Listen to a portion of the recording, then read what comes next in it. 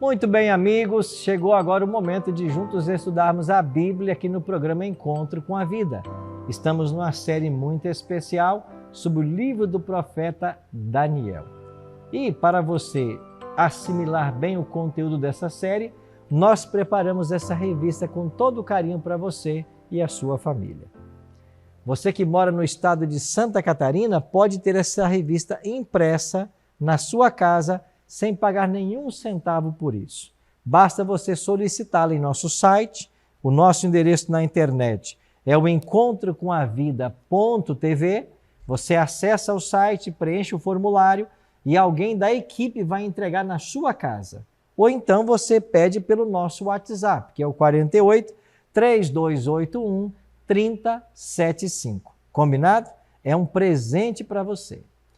Pastor, e eu que moro fora do estado de Santa Catarina, como eu faço? É muito simples. Peça pelo WhatsApp e nós vamos mandar para você o arquivo digital da revista, tá bem? Não é a revista impressa, mas é o arquivo digital. Então você vai ter todo o conteúdo para você ler aí através de um PDF da revista. Deixa eu fazer mais 2 convites para você. O primeiro deles é que todas as quartas-feiras eu estarei na Igreja Adventista do Perequê. Vai aparecer aqui o endereço para você, a rua, toda quarta, 8 da noite, e você é o meu convidado. Já você que mora em Tubarão e nas cidades vizinhas, aqui em Santa Catarina, todos os domingos, às 8 da noite, eu estou lá na Igreja Central de Tubarão, ao lado do Colégio Adventista. E você é o meu convidado para juntos estudarmos a Bíblia. Ao longo do programa, nós vamos dar para vocês aqui vários endereços dos nossos espaços Novo Tempo. Nesses espaços, todos os sábados às 9 da manhã, essa mesma temática de Daniel está sendo abordada. E você é convidado para estudar com a gente.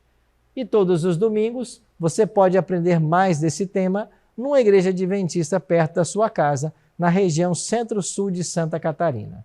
Se você não sabe aonde encontrar essa igreja, acesse o nosso site, encontreumaigreja.com.br. Tá ok? Aproveita para solicitar também a sua revista, Daniel, ou as Profecias de Daniel, e você vai ter todo o conteúdo em mãos para aprender mais e mais à vontade do Senhor. Semana passada, terminamos o nosso estudo com uma pergunta. Quem é o chifre pequeno de Daniel, capítulo 7? Hoje, no programa, nós temos a missão de identificar esse chifre. E pode ser que você se surpreenda ao descobrir quem esse chifre aponta, para quem ele aponta e que obra vai acontecer agora em nossos dias. Mas, para avançarmos no estudo, vamos buscar a bênção de Deus orando? Ora comigo. Nosso Pai, muito obrigado por estarmos reunidos mais uma vez e podermos aprender da Tua Palavra. Que o Teu bom e Santo Espírito nos ajude e nos guie para compreendermos o que o Senhor deseja nos revelar através do capítulo 7 de Daniel. Pai de amor, nos colocamos em Tuas mãos mais uma vez. Que o Senhor nos ajude com o Teu Espírito. Oramos em nome de Cristo. Amém. Muito obrigado por ter orado comigo. Vamos fazer uma breve recapitulação daquilo que nós vimos semana passada? Semana passada, vimos no capítulo 7 de Daniel que ele teve uma visão de 4 animais. Um leão alado, um urso com 3 costelas na boca, um leopardo com 4 cabeças e 4 asas e um animal terrível e espantoso. Esses 4 animais, eles estão em paralelo com os 4 metais da estátua do capítulo 2. E eles representam, respectivamente, Babilônia, Medopérsia, Grécia e Roma. A atenção de Daniel foi chamada para o 4º animal.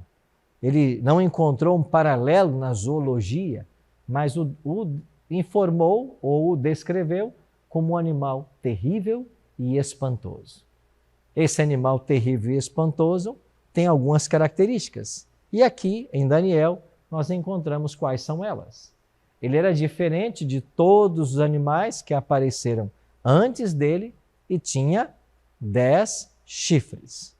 Vimos aqui na semana passada que o próprio Isaac Newton em seu livro sobre Daniel e Apocalipse, fala que esses 10 chifres, eles estão relacionados a 10 tribos bárbaras, as tribos que invadiram a Itália e minaram a autoridade do Império Romano, provocando sua queda em 476.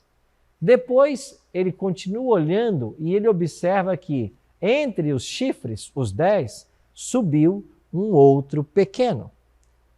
A nossa tarefa hoje é identificar quem é esse 11º chifre, que sobe e arranca 3 pontas anteriormente. O livro de Daniel apresenta pelo menos 13 características a respeito do chifre pequeno. E olha, para aqueles que gostam de estudar a Bíblia, você vai concordar comigo que há poucos elementos na profecia com tantas descrições quanto esse chifre pequeno. 13 características. É claro que nós não temos tempo aqui de passar todas as 13 características, então nós vamos escolher 3 ou 4, mas com essas que nós escolhermos, com base na Bíblia, você vai perceber que já vai ficar muito claro a identidade desse chifre pequeno. A primeira coisa que eu queria dizer para você é que esse chifre pequeno de Daniel capítulo 7 está em paralelo com a besta que surge do mar do capítulo 13 de Apocalipse. Como podemos fazer essa afirmação? Basta fazermos uma comparação entre os 2 capítulos e você vai perceber que os elementos eles se repetem. Chamamos isso de intertextualidade, ou seja, aquilo que acontece em Daniel também acontece no livro do Apocalipse. Deixa eu dar um exemplo para você. Em Daniel, o chifre pequeno tem olhos como de homem. Em Apocalipse, ele tem número de homem. Em Daniel, o chifre pequeno tem uma boca que fala insolências. Em Apocalipse, a besta que sai do mar, ela tem uma boca que profere blasfêmias. Em Daniel 7, ele é entregue para ser queimado. Em Apocalipse 13, ele recebe um golpe de morte. Estamos falando do mesmo poder. Em Daniel, esse poder fazia guerra aos santos. Em Apocalipse, ele também peleja contra os santos. Em Daniel, ele fala palavras contra o Altíssimo. Em Apocalipse, ele blasfema contra Deus. Em Daniel, ele muda os tempos e a lei.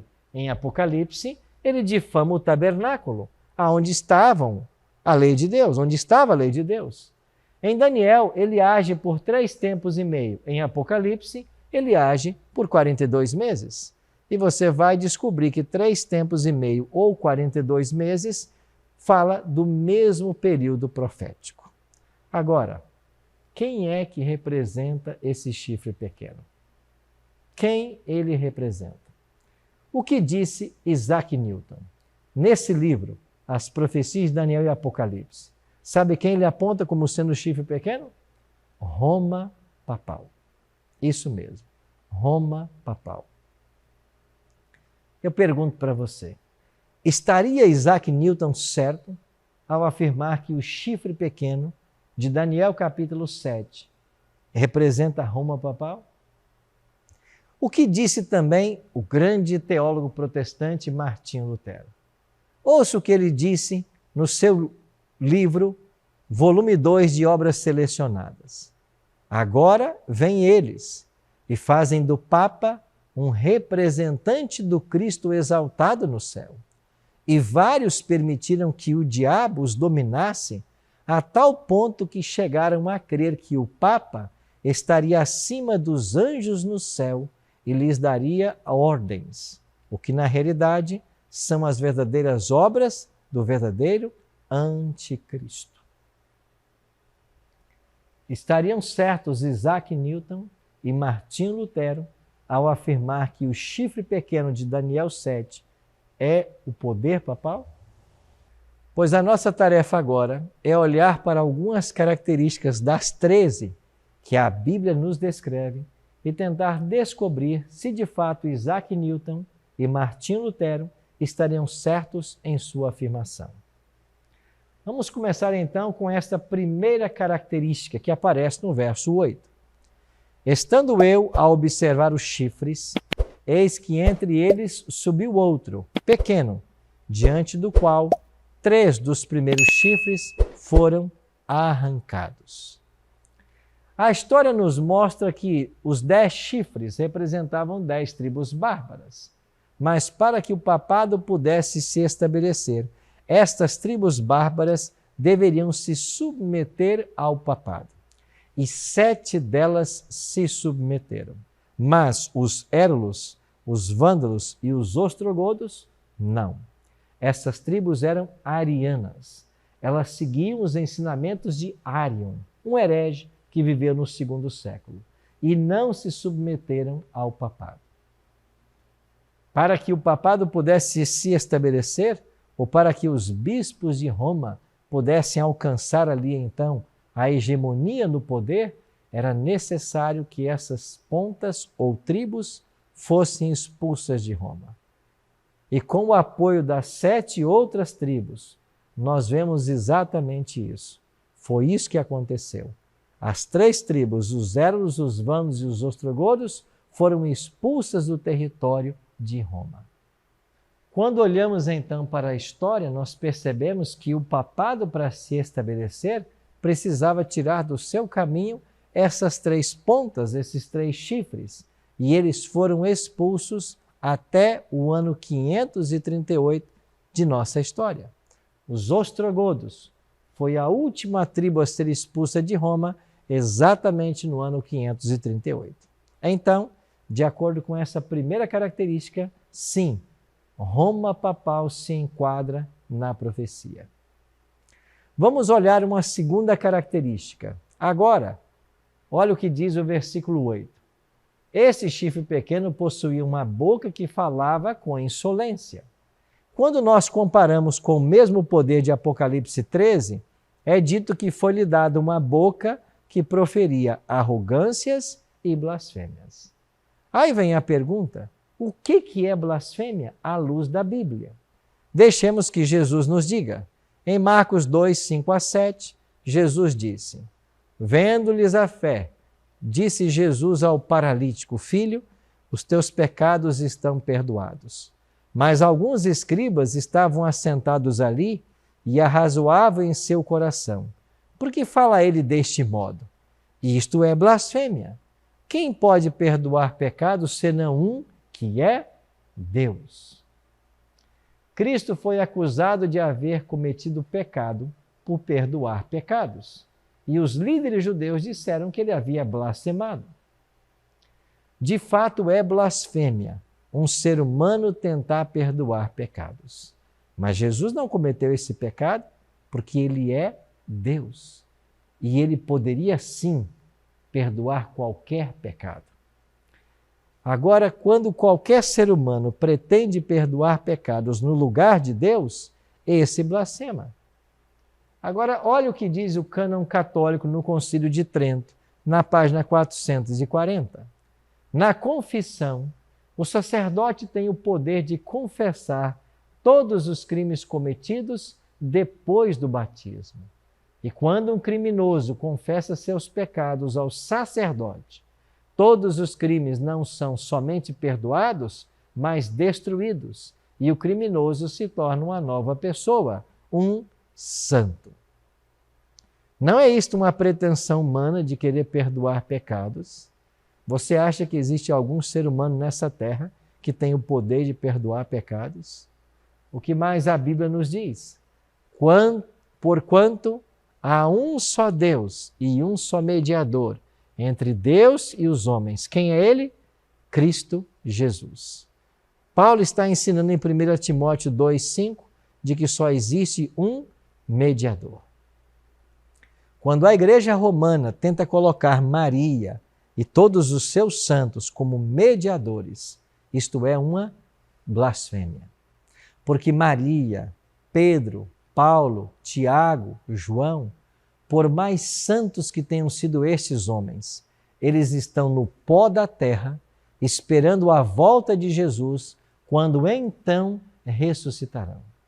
Essa é a doutrina bíblica da ressurreição. Em Apocalipse capítulo 22, verso 12, Jesus disse claramente: eis que venho sem demora, e comigo está o galardão que tenho para retribuir a cada um segundo as suas obras. Quando Cristo voltar, o galardão está com ele.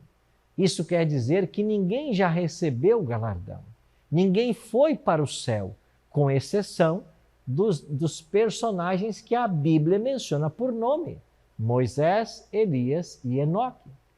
Esses três a Bíblia menciona que eles foram, mas a Bíblia faz silêncio com relação aos santos assentidos por todos nós, como estes que eu mencionei. Então, meus amigos, somente Cristo pode perdoar pecados. João falou a mesma verdade. Se confessarmos os nossos pecados, Ele, Jesus, é fiel e justo para nos perdoar os pecados e nos purificar de toda injustiça. João está ensinando de que só Jesus tem o poder de perdoar pecados. A doutrina da confissão auricular, que atribui ao sacerdote poder de perdoar pecados, é uma blasfêmia. E se você não quer cometer blasfêmias, você não vá a um confessionário, a um consistório, esperando que um ser humano que também é pecador perdoe você. Mas, pastor Arilton, a Bíblia não ensina que nós devemos perdoar os pecados uns dos outros? Ensina. Mas o que é isso? É quando você ofende o seu próximo, o seu irmão, ou quando ele te ofende. Aquele que foi ofendido deve perdoar. Então, o perdão possui uma dimensão horizontal, que tem a ver com o relacionamento humano entre nós. Mas esta dimensão vertical do perdão, somente Deus pode perdoar. Se você peca contra o ser humano, é claro que você vai pedir desculpas e perdão a ele, mas todo pecado é ofensivo a Deus e a Deus deve ser confessado. Você não confessa um erro que você cometeu contra Deus a um sacerdote, a um pastor, a um presbítero, a um ancião? Não. Você confessa a Deus, porque nenhum ser humano tem poder de perdoar pecados. Somente Cristo é o nosso advogado junto ao Pai. Só Ele tem poder de perdoar pecados. O que mais é blasfêmia? Olha o que Jesus ensinou em João 10:30. Eu e o Pai somos um. Novamente pegaram os judeus em pedras para lhe atirar. Disse-lhe Jesus: tenho-vos mostrado muitas obras boas da parte do Pai. Por qual delas me apedrejas? Por qual delas me apedrejas?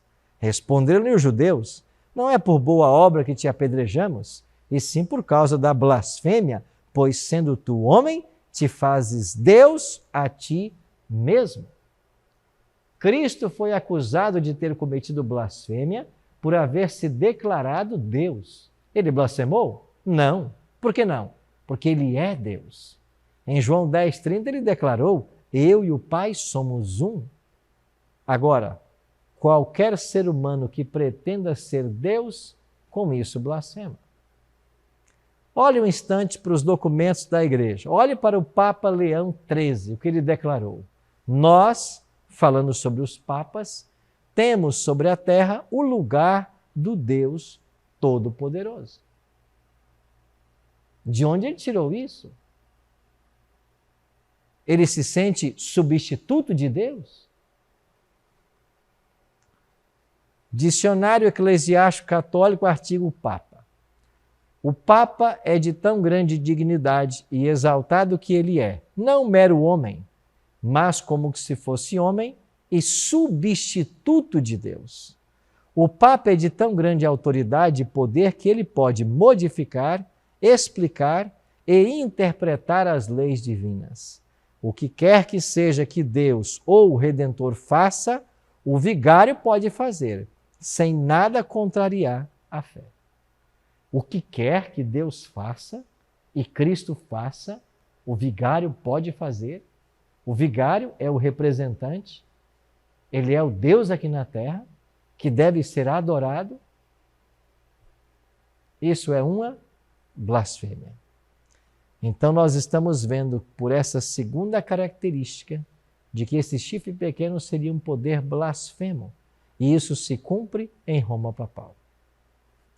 Rui Barbosa, um dos maiores juristas que esse Brasil conheceu, soteropolitano, estava viajando pela Alemanha quando Rui Barbosa entrou em contato com esta obra chamada O Papa e o Concílio. O autor usou um pseudônimo, Janus, certamente por medo de repreensões. Mas esse autor desta obra reuniu documentos da Igreja Romana falando da pretensão do Papa em ser o próprio Deus e da pretensão da Igreja em legislar sobre o Estado. Rui Barbosa, como um tremendo jurista que era, ao ver todos aqueles detalhes e ao defender a separação entre Igreja e Estado, ele resolveu traduzir a obra do alemão para o português.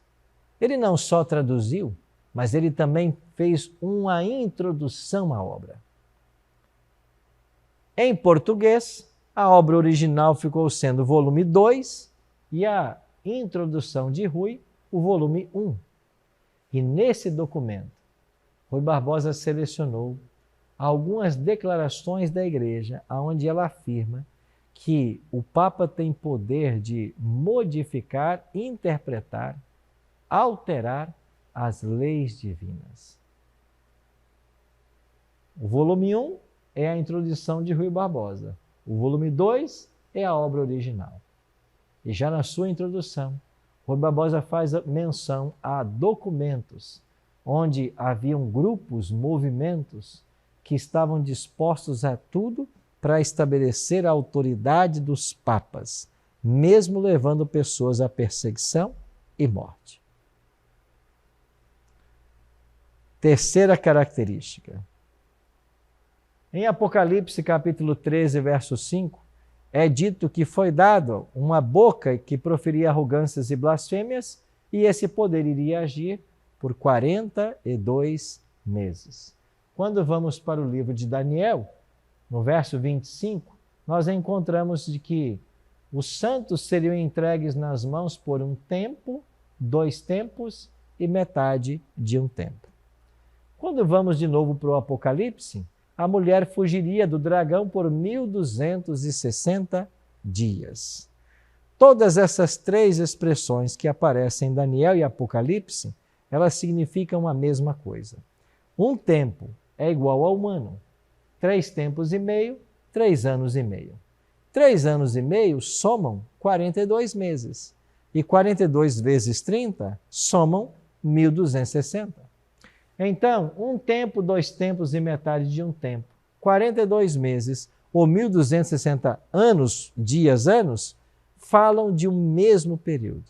De um período onde o poder papal estaria atuando. Quando nós olhamos para a história, nós descobrimos que no ano 533 de nossa era, o imperador de Roma Oriental, Justiniano, baixou um decreto colocando o bispo de Roma como cabeça de todas as igrejas. E em 538, a última tribo ariana foi expulsa de Roma, os ostrogodos. Então foi aqui, em fevereiro de 538, que o papado começa o seu domínio temporal. E se nós somarmos 1.200 anos na história, nós iremos exatamente até o dia 15 de fevereiro de 1798. E nesse dia o que acontece? A prisão do Papa Pio VI. Ou seja, quando Napoleão Bonaparte, líder francês, mandou prender o Papa Pio VI, e isso aconteceu na Capela Sistina, no dia de sua coroação, estava se cumprindo a profecia. Depois de 1260 anos de domínio papal, de perseguições aos cristãos, esse poder sofreu uma ferida mortal. Você não está percebendo de que as características de Daniel e Apocalipse, do chifre pequeno e da besta que sai do mar, se cumprem exatamente no poder papal? E durante esses 12 séculos, o que fez o poder papal? Ao olharmos para a história, nós veremos uma história sangrenta de perseguições, de prisões e de morte. Milhares de pessoas perderam suas vidas ao longo desse período. Eu visitei a cidade de Constança, na Alemanha, e lá existe, junto ao Lago de Constança, esse monumento, onde aparece ali uma prostituta, e ela fica girando sobre o Lago de Constança, ou as margens do lago constantemente, e ela tem em suas mãos, de um lado o imperador, Sigismundo, do outro lado o Papa da época. E quando eu visitava a cidade de Constança, haviam por ali duas mulheres alemãs, e um colega meu, professor, Dr. Alberto Tim, que fala alemão, perguntou para elas o que representava esta imagem, e elas falavam, elas disseram, essa é a história da nossa cidade. Isso fala das atrocidades que o papado cometeu aqui, do concílio que aconteceu em Constança de 1414 a 1418 e dos envolvimentos que aconteceram da igreja com toda a politicagem, prisão e morte. Sim, meus amigos, foi um poder perseguidor.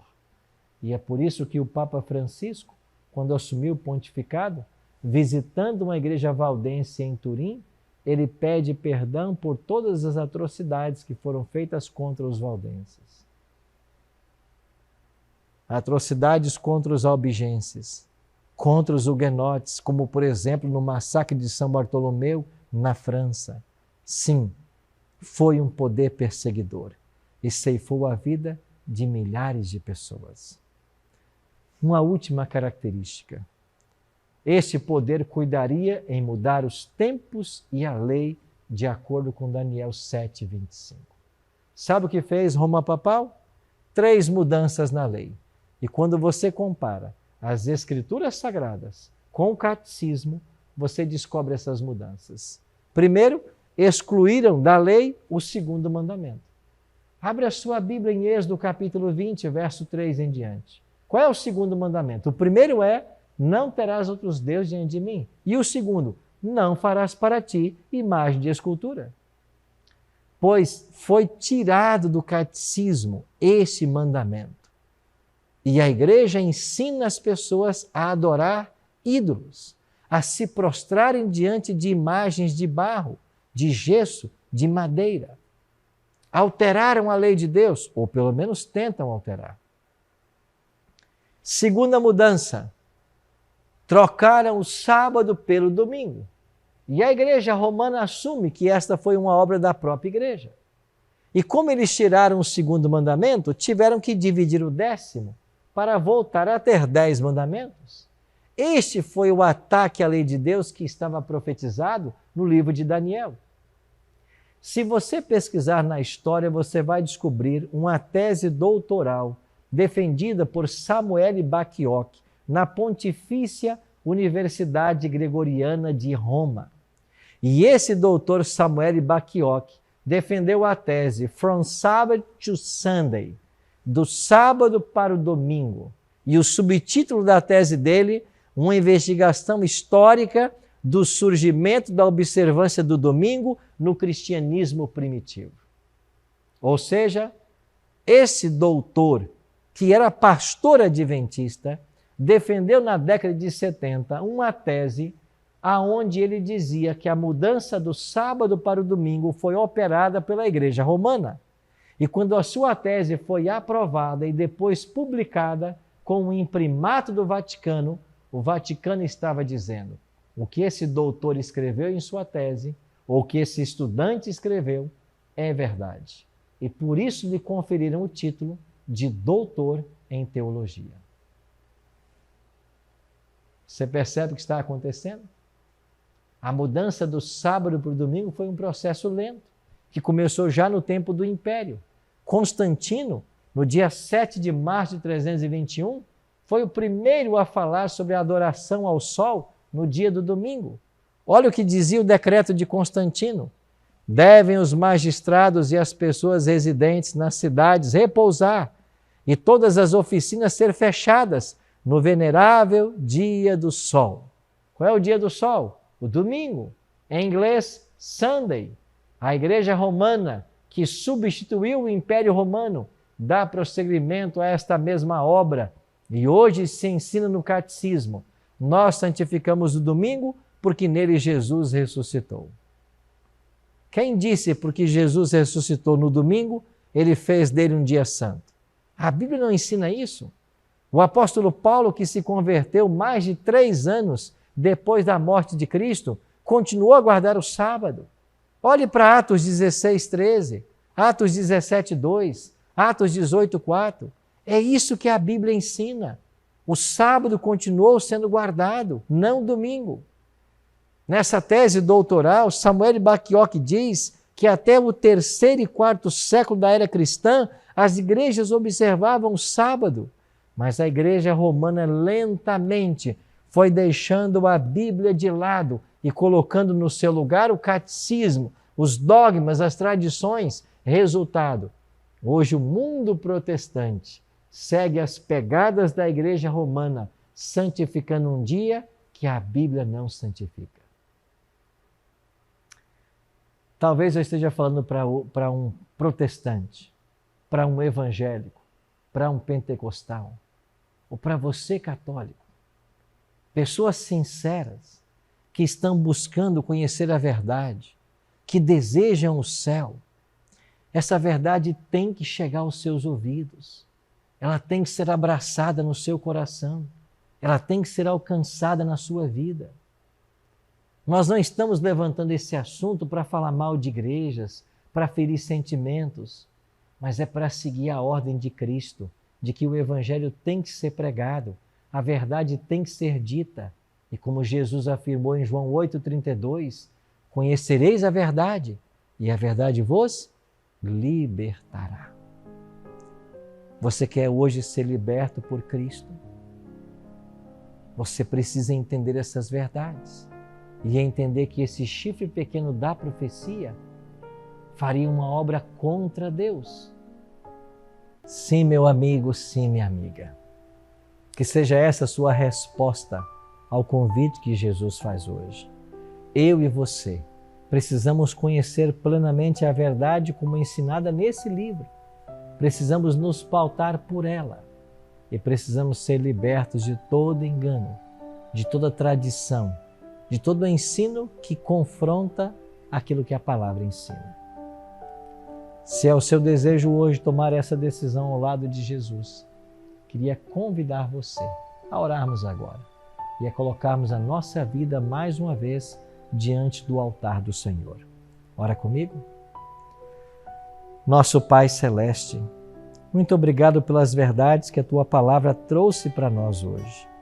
Nos ajuda, Pai, a entendermos que esse chifre pequeno ainda atua hoje, pregando a mentira e separando os homens do Senhor, colocando no meio da nossa relação contigo seres, pessoas que estão mortas e não podem fazer nada por nós.